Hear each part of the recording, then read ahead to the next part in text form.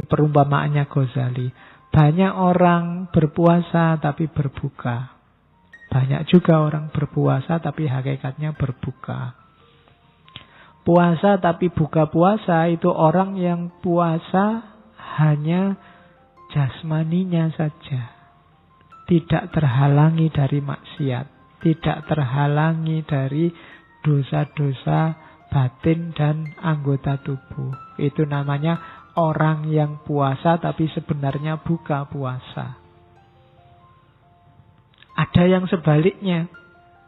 Orang yang buka puasa tapi sebenarnya dia puasa. Disuruh puasa tidak mau, tapi dia sudah menjaga batinnya. Dia sudah tidak melakukan maksiat. Hidupnya sudah tertib. Tapi dia tidak mau puasa. Itu orang yang buka puasa tapi hakikatnya puasa. Dua-duanya salah. Ibaratnya, katanya Ghazali, itu saya nulisnya belum lengkap. Orang yang puasa tapi tidak menjalankan ibadah batinnya, tidak terhalangi dari nafsu dan maksiat, itu kayak orang wudu. Airnya sudah diusap-usapkan ke tubuh, sudah diulang-ulang 3 kali, tapi dia masih belum wudu beneran, belum membasuh, katanya Ghazali. Masih hanya cuci muka. Jadi belum ketemu esensinya wudu. Sama orang yang sudah tidak makan, tidak minum, tapi masih melakukan maksiat. Puasa batinnya belum jalan. Itu ya kayak orang wudu tapi sudah ketemu air, sudah diusap-usap 3 kali, tapi masih belum dibasuh. Sebaliknya nanti orang yang tidak puasa, buka puasa, tapi sebenarnya puasa. Orang yang sudah ngerti syarat rukunnya wudu juga sudah dibasuh 3 kali, tapi tidak ada niatnya untuk wudu. Sama aja nggak ada nilainya. Jadi harus lahir dan batin puasa itu. Tidak boleh batin saja atau lahir saja. Sholat tidak boleh ingat saja tanpa ada aktivitas syar'i sholatnya. Puasa tidak boleh lapar dan haus saja. Haji nggak boleh rame-rame saja. Nama lainnya umroh haji kan sekarang wisata religius. Kok jadi wisata sekarang? Harusnya kan itu ibadah, tapi sekarang jadi wisata religius. Paketnya macam-macam. Ada yang habis umroh terus bonus rekreasinya ke Hong Kong. Ada yang terus rekreasinya, iya. Jeleknya cuma satu, kok saya nggak bisa ikut? Bayarnya mahal-mahal. Oke, jadi umpamanya itu ibadah puasa yang hakikatnya tidak puasa, atau tidak puasa tapi hakikatnya puasa. Dua-duanya keliru. Terus targetnya puasa kayak di ayat itu takwa memang.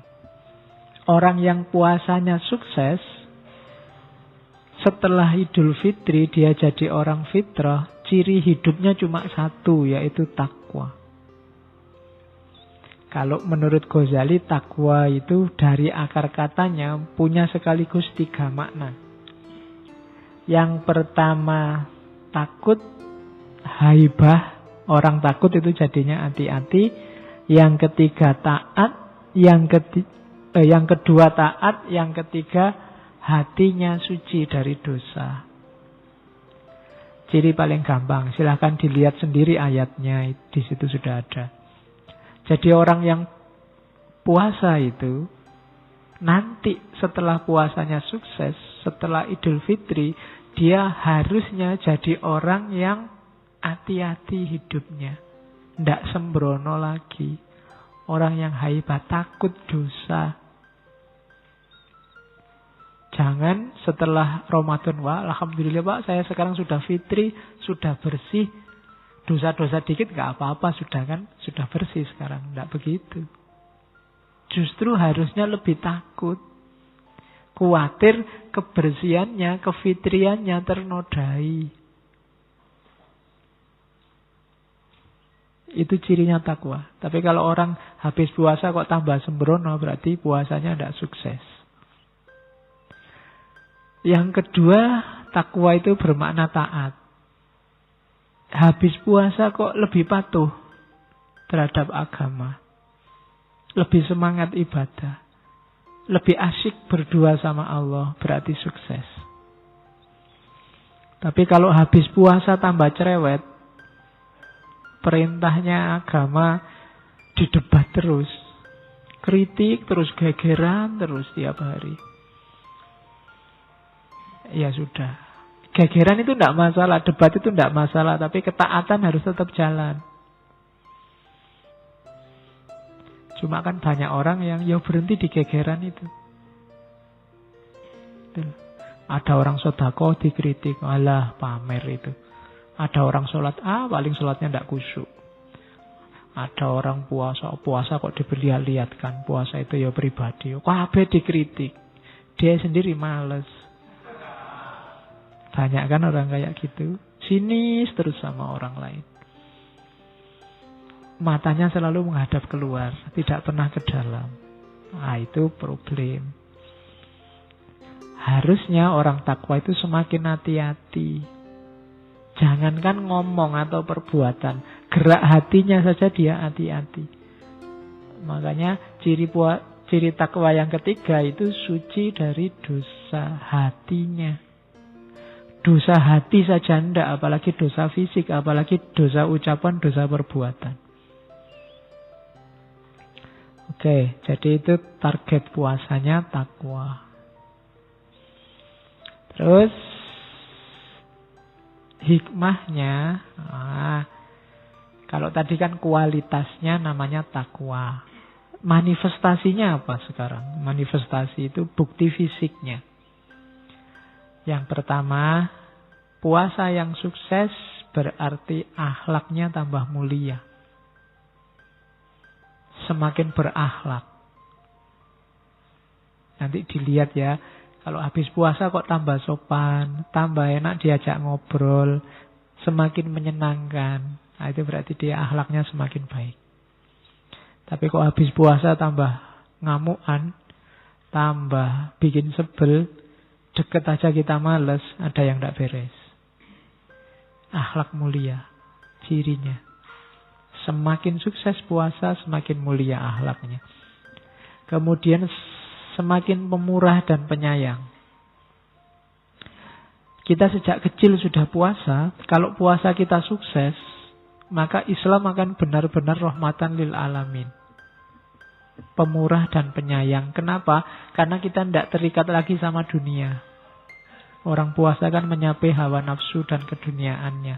Kalau puasa kita sukses, kita akan pemurah dan penyayang. Kalau hari ini ciri ini belum muncul di dunia Islam, Islam yang pemurah dan penyayang, berarti harus banyak dievaluasi puasa kita. Evaluasinya ke dalam, tidak keluar. Hari ini orang kalau disuruh evaluasi selalu keluar. Selalu lihat orang lain. Islam ini rusak selalu gara-gara kamu. Tidak pernah gara-gara aku, jangan-jangan aku. Kalau ada banyak bencana, itu selalu kamu sih, selalu begitu. Kamu sih Islamnya keras, yang sini kamu sih munafik, yang sini kamu sih, selalu orang lain. Tidak pernah, astagfirullah, jangan-jangan aku yang keliru ini. Muhasabah, jarang yang begitu sekarang. Orang jarang yang bertanya, jangan-jangan aku yang keliru. Semuanya selalu bilang, kamulah yang keliru. Itu problem kita hari ini. Berarti apa? Ciri yang tidak pemurah dan tidak penyayang. Puasanya nggak sukses. Orang yang puasanya nggak sukses berarti rahasianya tidak terpegang. Rahasianya apa? Dekat sama Allah.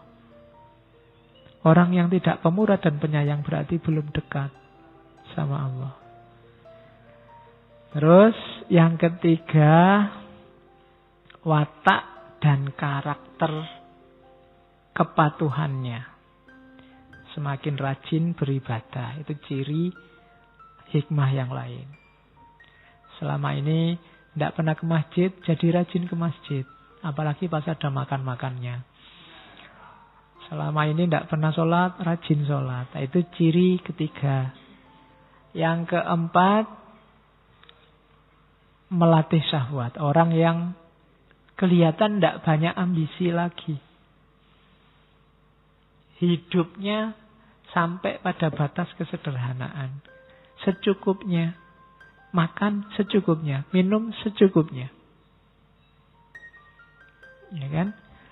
Apa-apa, pokoknya sampai batas pas, nggak pernah lebih. Itu berarti puasanya sukses. Pingin punya mobil pas, pingin punya rumah tingkat pas punya, pingin punya istri cantik pas. Nah, ya, maksudnya nggak neko-neko, sesuai kadarnya.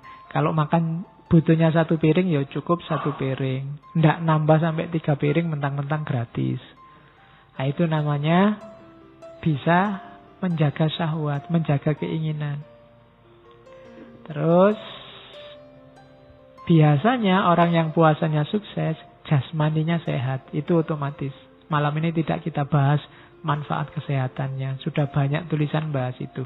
Rohaninya juga mantap. Menunjukkan orang puasanya sukses. Jasmani sehat, rohani mantap. Ya nanti kita evaluasi. Bukan evaluasi orang lain. Kita evaluasi diri kita sendiri. Kira-kira puasa kita sukses apa enggak? Puasa bikin kita jatuh cinta sama Allah apa enggak? Semakin baik perilaku kita, akhlak kita, semakin pemurah apa enggak? Kita bisa evaluasi ke dalam.